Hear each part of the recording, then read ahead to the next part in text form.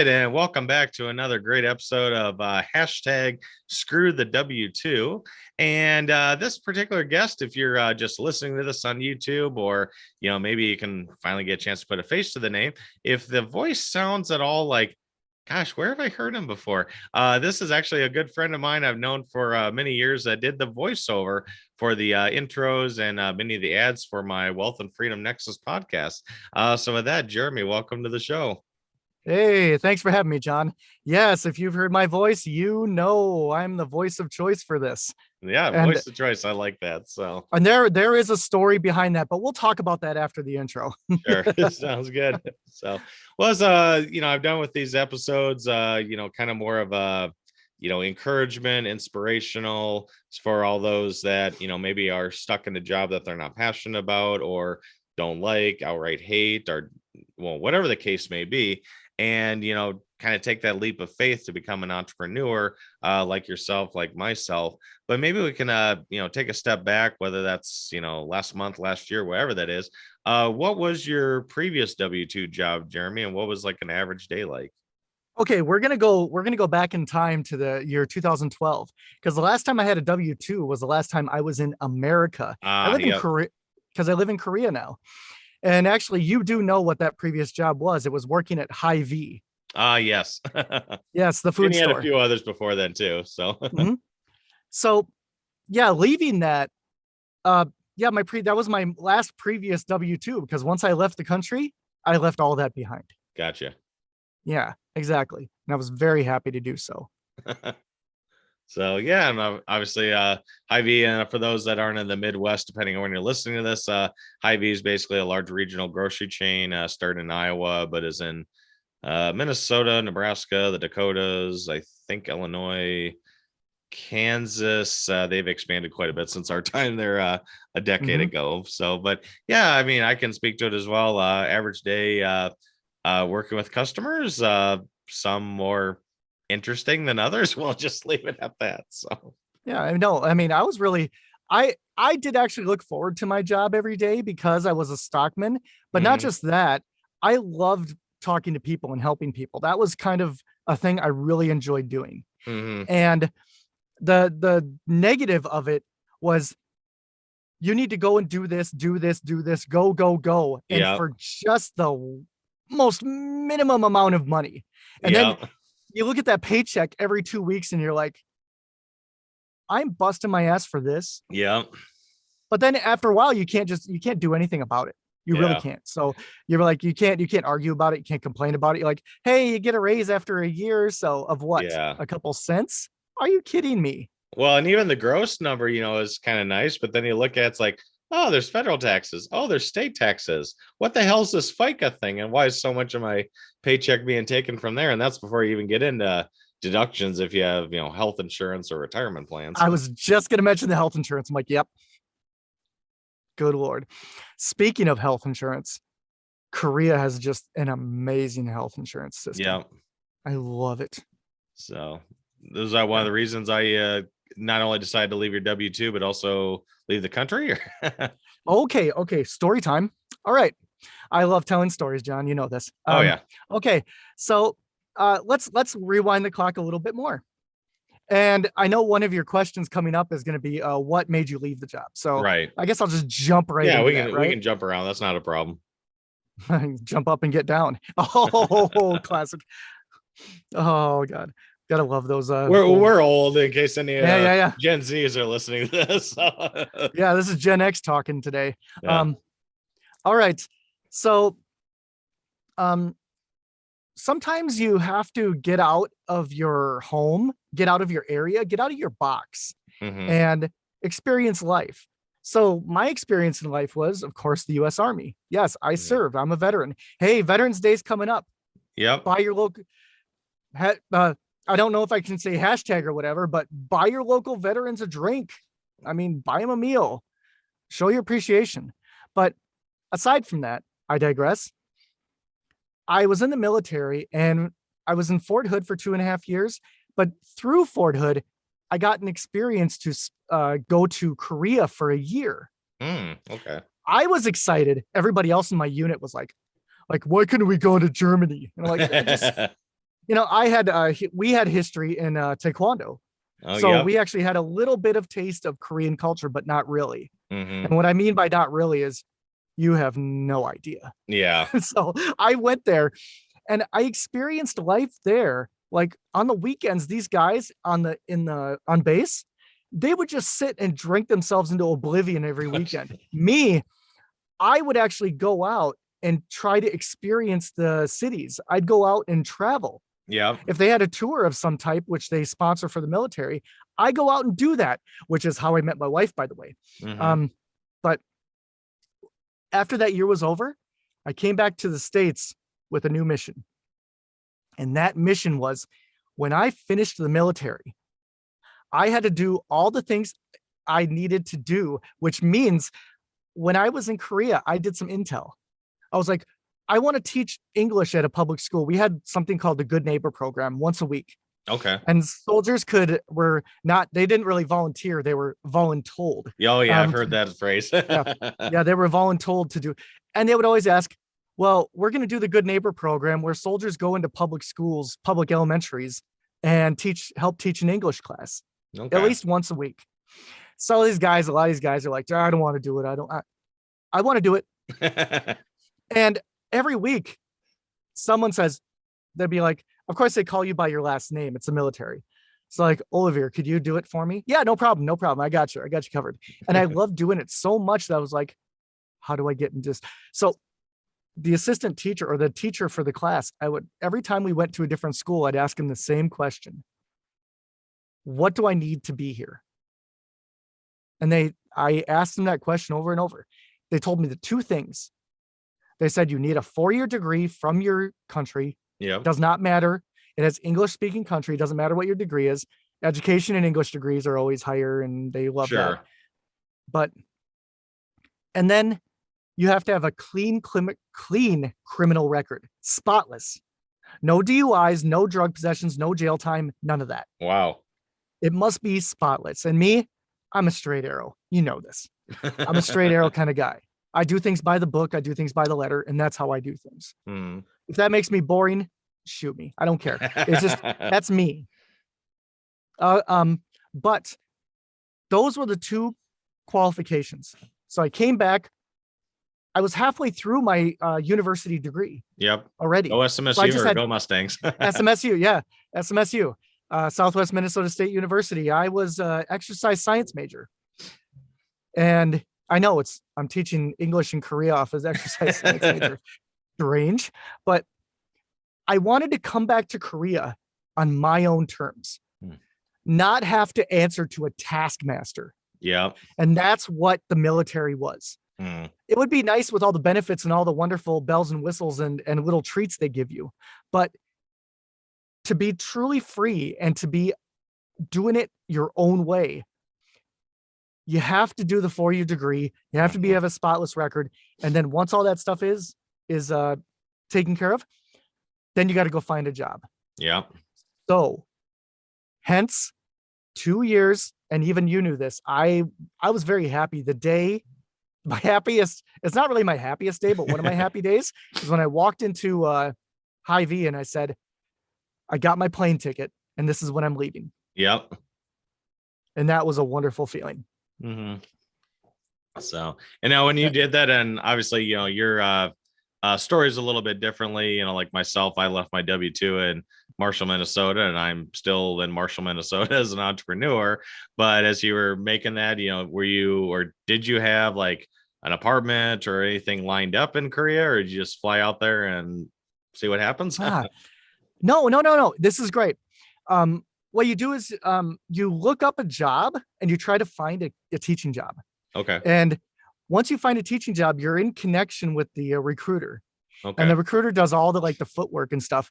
But here's the beauty of Korea compared to other countries.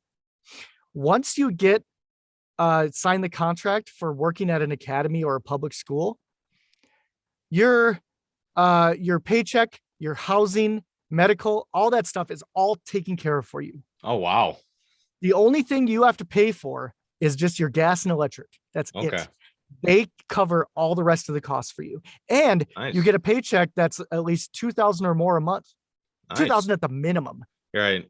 Well, and with And you all not you, having all those expenses, I'm sure some people listening like, oh, 2000 a month, that's really low. It's like, well, if your housing, your uh, medical insurance and stuff is taken care of, that leaves quite a bit. compared to yes ma'am and yes sir at a grocery store for less than 1,000 every 2 weeks. Yeah, Yep. I think it's a lot better. Yep. It's much better. But then again, teaching kids in Korea, teaching them English, it's like herding cats. Mm. Tim Bankston saying, haha, our Yep. old Yeah. friend Good, Tim. good. Tim, if you're listening Herding to this, cats. yeah, good old Slayton, Minnesota So, yep. Taekwondo. But yeah, so yeah, that's that.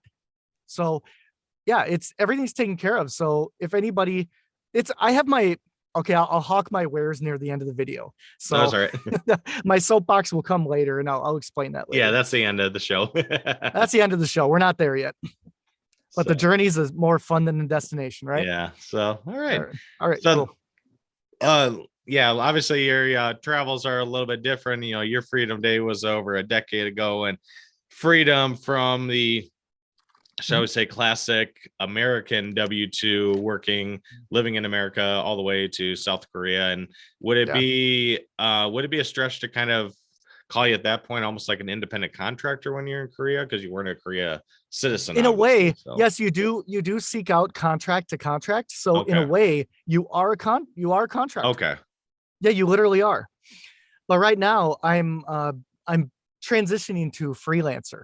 Gotcha. So it's nice to have contract to contract, but a place where you have to meet hours and work for a boss, Mhm. I'm really getting tired of that. And Yeah.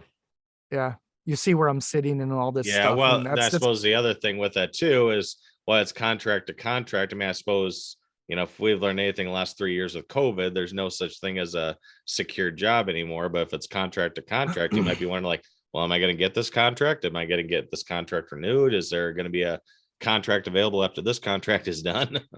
Oh, that's a very interesting point you do make, John. During COVID, Korea never shut down. South Korea never shut down. It may have shut down a big part of its tourism business, Right. which that's what my wife works. So anybody who comes to Korea, we got you covered. Gotcha. Oh, good to know. But yeah, that's very good to know. She's professional. We're not talking your run of the mill tour guide. She is professional. Okay, so yeah, they never shut down during COVID. Wow. Everybody still wears masks in buildings, but not Yeah. outdoors now. We can walk out, we can take them off when we walk outside, but Yeah. things like that, everything went Zoom. Mhm. So yeah, but everybody kept their jobs, but they worked from home and everybody was safe. Okay. And yeah, the usual rigmarole. Sure. So Well, and as I understand too, and I've noticed this, years before, when people from, I'm just even going to just say Asia or Central Asia, it's just kind of, I don't know, culturally, or maybe, standard, whatever you want to call it, where if you're sick, a lot of times you'd see them pre-COVID wearing a mask. It's like, I don't want to give the flu, give the cold, give the sickness to you. That's just kind of, so for them, wearing a mask was kind of like, okay, we're just wearing it more often. Here in the US, it's like, oh, our rights are being trampled on, and our Constitution is up in flames. And I know that was kind of a culture shock when I first moved here. Mhm. Oh yeah, first moved here 10 years ago. Yeah. Coming February, it'll be my 10-year anniversary of living here. Oh wow. I still can't speak the language. I do have loose connection with the language a little bit. I've learned by osmosis. Okay. People go out and eat, or they go to a bar or something like that. You pick up things, or you go Yeah. at your job. So, but yeah. And my wife, we pick up some words from her. Okay. Otherwise, is English pretty well spoken in Korea, or? No. Oh no. It is Okay. Not. No. It depends on where you go. If you go to Seoul, which last weekend there was that Halloween stampede thing. That's very tragic. Yeah, it was really bad. And it's in a district where I keep on telling people, don't go there. It's dangerous. Gotcha. So it's where the seedy underbelly of the night culture goes. I was like, yeah. And Gotcha. I know that place is dangerous. So, Yeah. and Seoul's overrated. We live by Busan. We're like the Miami of Korea. Okay. So yeah, it's more relaxed here. People Okay. are more like a beach culture and very more. It's just not the, like you said, the rat race. Yeah. You go to Seoul, oh, it is business all the time. Yeah, I'm sure. It's insane. Too So, many yeah. people, too All much. right. Was you've obviously kind of addressed a number of the questions and your Freedom Day, leaving the W-2 job, but taking a step back and whether it was HyVee or even depending on what you want to do with your if you want to concentrate on your W-2 job with HyVee or your contract work with Yeah, speaking English, yeah.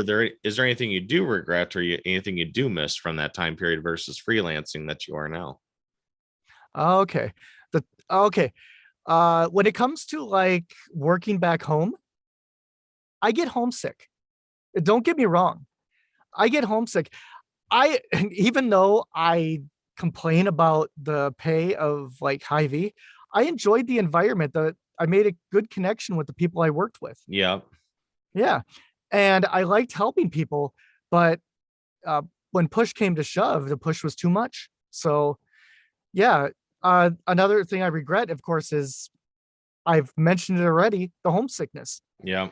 Being able to walk out my door and being able to meet my family, my friends.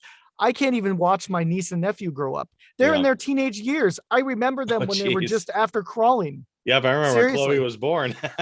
Yeah, you do remember that. My oldest niece, my brother's daughter. And seriously, she's driving now. She just got her Oh my license. God, now I feel old. No, yeah, me too. But I can't be involved in their lives. This Yeah. is one of the sacrifices I have to make. Hmm. That's one of the greatest regrets Yeah. is when you move to a different country, that's one of the sacrifices you have to make. Yeah. And I keep apologizing profusely to my family, but they keep telling me everything's okay and that's fine. And I'm like, yeah, you're doing what you're doing. And I am doing what I'm doing. But yeah. And when it comes to the teaching in Korea, I wish I would have found out earlier. Gotcha. So makes sense. Yeah. So Mhm. all right. Now this might take a little bit of a stretch, and we might even take a little farther step than what I've asked my other guests. But Sure. for anyone that's how do I put this? Usually I just ask if they're in a job that they feel stuck, but I'm just even going to put it out there as a situation because you didn't leave just a job. You left and moved halfway across the country. So if there's anyone out there that Well, just halfway across the world. halfway across the world, yes. So my Yes. coffee hasn't kicked in yet. So No, halfway across the world that you moved. So if there's anyone out there that maybe just feels stuck, not only in their job, but maybe their, situation, and maybe they're hearing this story of like, well, gosh, I've always wanted to visit, insert Korea or whatever, Vietnam, Mexico, Panama, you name it. What Oh, kind of I've advice been to would you give to Vietnam. them? That was fun. So, but yeah, what kind of advice would you give to them for those that are just not willing to take that next step to really experience life? So there's that saying that if you feel stuck, you are not a tree. Move. Seriously. Yep. Yeah, you are definitely not a tree. And if you're like, well, I don't know, um, let me just say, hesitation's going to keep you in the box. Go Yep. ahead, hesitate all you want. Live tomorrow or die today. It's just you Yeah. really, risk is part of it. Mm-hmm. Risk, you just have to accept that. You can't just say that you're going to be comfortable and then be like, okay, yeah, and then wake up the next morning and it's the same zombification. And it's just Yeah. no, if you want the sun to shine, you gotta get out there and enjoy it. Yeah. I mean, you gotta push yourself Mm-hmm. and talk to people, ask people, get to know people who have been there. Mm-hmm. Maybe they can give you the motivation you need. Like me, I've done what I need to make my way over here. I'm not saying that Korea's all sunshine and rainbows. Sure. Every country has its negatives. Oh yeah. So I got pet peeves, but those are things that I keep kind of shoveled away because I want to focus on the positive. Mm-hmm. And if you're stuck, one of the things that's keeping you stuck is you're probably, this is not me trying to be rude, but if somebody is stuck, you're pessimistic. You Yeah. need to change that to being optimistic, Mm-hmm. or try to have somebody help you. Get help. Everything is about getting help. It really is. Yeah, makes sense. I'm here to help. You're here to help. Hell, you got your Wealth and Freedom Nexus podcast and your show and everything. Yep. You're trying to Podcast, help. blog, show, Yeah, newsletter, a little of everything. yeah, you're helping people. So get your voice out there. Get yourself out there. If you Yeah. want to change a pace, you got to take the step. Mm-hmm. First step is get up. Yeah. Get up and move. Right. Yeah. What's the first you always say the first step to getting up in the morning is to literally get up in the morning. Yeah, exactly. Yeah, stand up and then go from there. Yeah.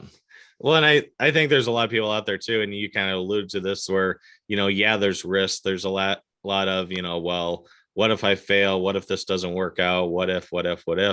And I've always thought of a quote that Keith Weinhold said, where, he's really lived a life of abundance, traveled, set up a similar podcast and really living his life. And I'm probably going to flub the quote now, but I'd rather have a life of, how'd he go? I'd rather have a life of looking back and have a bunch of wells versus a lot of life's what ifs. What if I had done that? What if I had taken that chance versus, oh well, that didn't work out, I moved along. And let me add to that. If somebody's older, you're never too old to learn something. Yeah. I'm in my second year of voiceover. I'm still learning the business. And yes, I'm stumbling a hell of a lot. I don't get a lot of work. Like you may think you're like, oh, voiceover, so he gets a lot of work. No, just like all markets, this one is flooded. Yeah. It's like the sea. It's like the ocean, right? Exactly. There's so many fish and only so much food. Mm-hmm. And voiceover jobs are the food. So we're all trying to bite on it. Yep. Yeah. Or else it's like mating in on the Discovery Channel, right? There's so many mates, and you gotta ruffle your feathers to stand out. Yeah. Well, just like me, I'm trying to build up my YouTube channel. It's like, all right, I passed over 500 subscribers, and I come across the channel like, okay, they got 25,000 subscribers. They're a little farther ahead. So that's something I need to address. Can I address this? Yeah, go ahead. It's something called imposter syndrome. Have you heard of it? Yes. Okay. This is the greatest thing that kills your career when it comes to either a YouTube channel or voiceover. Yeah. Imposter syndrome, looking at other people and saying, well, they're doing great. What good am I? See, then you start attacking yourself. Yeah. Back to the pessimist. Yeah. You're the one who's standing in your way. Look in the mirror. That's you. You're the one standing in your own way. Get out of your own way. Yeah. So, yeah. And I'm not saying that to you, John. I'm just saying that to whoever's listening. Yeah. So, all right. Well, as we wrap this up, and we obviously kind of allude to this a little bit, the voice of choice, I think you said at the top of the program here, but I kind of stole that from Troy Holden, one of my no, just keep that. So, yeah. But anyways, as we're heading into 2023, any new projects, any new side hustles, or anything new and exciting you want to share with the audience? Well, I am continuing my voiceover career, trying to keep it international. So I will get to the pedestal and all that stuff later. Okay. But if I'm always open, I'm gonna, like I said, pedestal's gonna come later. I'm finishing up an audiobook in an audiobook series that I've been doing with the author. He's some really cool guy from Denver, he's from Denver, Colorado. Okay. A great author. I love his series. I'd love to get the series on Netflix. Oh, I would love to try to push for that. I would push for that. I would literally try to talk to Netflix and push for that. But I have I have an audiobook in his series coming out soon. We're trying to push it to come out later this month. Okay. Yeah, I've been really dragging my feet on the recording and stuff, but many things have gotten in the way. Depression, imposter syndrome, I experienced it. So that kind of drag things down a little bit. But on the positive, 2023 is happening. I hope more comes from this. Mm-hmm. Really, I'm really looking forward to hoping to really get more, because like you, I have a YouTube channel, but Yep. I'm waiting for the pedestal for all that. Yeah. Well, and obviously, just the worldwide network. I mean, I still remember his name's George. I can't forget I can't think of his last name, but networked on LinkedIn. He has a podcast as well, The Foundry. And I remember I was listening, and all of a sudden I did double take. I'm like, that sounds like Jeremy. And then sure enough, I found out That's right. I think it was a shared post, and he heard my podcast. He reached out to you, and right there from just a LinkedIn connection, he got to work there, and it also worked out for George because he needed a voiceover for his project. So yeah, I do like, before we finish this up, I like how we got to this point where I'm doing the voiceover for your intro, because I had to prove it to you. I remember that. I remember you saying, "Oh, I'll find someone." I'm like, no. And then I send you an email later. I'm like, "Give me your email address." And I send it to you, and I send a couple samples, and you're like, "Wait, that's good." yeah. Like, yes. I wanted to prove it. You have to get yourself out there and prove yourself. Exactly. So, Yeah. and for those listening to this too, if you want to take and this is how I put this, partially from my stubbornness of what I wanted for an intro, and then obviously some talking back and forth, and then we changed it up. If you listen to episodes 1 through off the top of my head, I want to say like 1 through 40, give or take. That was my intro per se, and then later on it kind of evolved, and Jeremy put in his 2 cents, and we changed it to a better, shorter intro. Started roughly around episode, I don't know, 40, in the 40s somewhere. I should probably look that up for sure, but go to the very first episode and then listen to the last one that just got published. You'll see what I'm talking about, or hear what I'm talking about. Yeah, you can actually hear the evolution of my career in that, because the most recent one, the one that we have for today's episode, and the one that you introduced, actually, the one that you introduced is one that I actually recorded, mixed, and mastered myself personally. You gave me the music, music. Yep. And the one thing that me and my wife, when she heard the intro, the old intro, she's like, "I can barely hear you. That music is too damn loud." I'm like, yeah.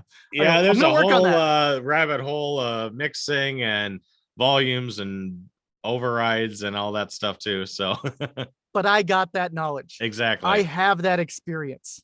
So, what you hear is what I have.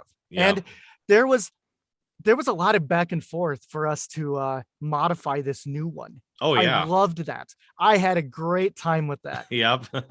That brainstorming was so fun. Yep. Yeah. You had ideas I didn't think of, and then vice versa. And then you came out with something like, I try to think. There was one part that I liked, but it just needed something different. And I think we went back and forth for about a week, and I can't remember what it was. But that sounding board thing was so fun. Yeah. So, but yeah, it turned out really well. And then I even coupled it with a YouTube video background that I think worked out pretty slick. So. Oh yeah, you got that done on Fiverr, and that was cool. Yep. Yeah. So. Fiverr's a different beast, and that's a whole other conversation. Yeah. And speaking of Fiverr, you are on Fiverr for anyone out there looking, right? Absolutely. Just my it's my same thing as all the other socials I have. Yep. Under the same name. All right.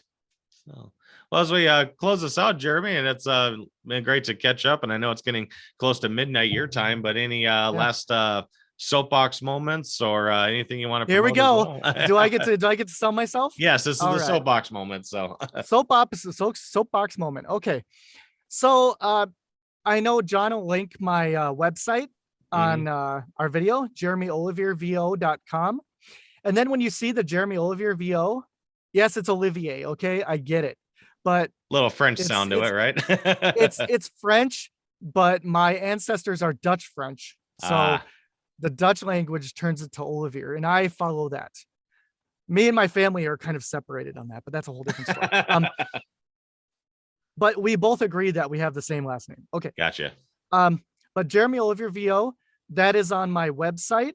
That is on my Instagram, my Facebook, Twitter, and well, YouTube is Jeremy Olivier Voice, and that's my website, or that's my YouTube. And my YouTube has a new series called Jeremy's Headspace. Okay. Yeah, and Jeremy's Headspace. Uh, just quickly, Jeremy Olivier VO on Instagram. My sister kind of had a concern. She says, "Well, you're talking about so many things, but it's a VO thing." And I told her, I said, "I'm not a one trick pony." I Hmm. said, "I want to talk about. I got so much going on in my headspace that I want to talk about things." So I decided to start my YouTube channel with Jeremy's Headspace, and I'm Okay. using that same program that I mixed your intro with to make my YouTube videos. Oh, cool. So I'm using that same program, which is called Reaper. If Okay, I've anybody heard of that doesn't one. knows it, yeah.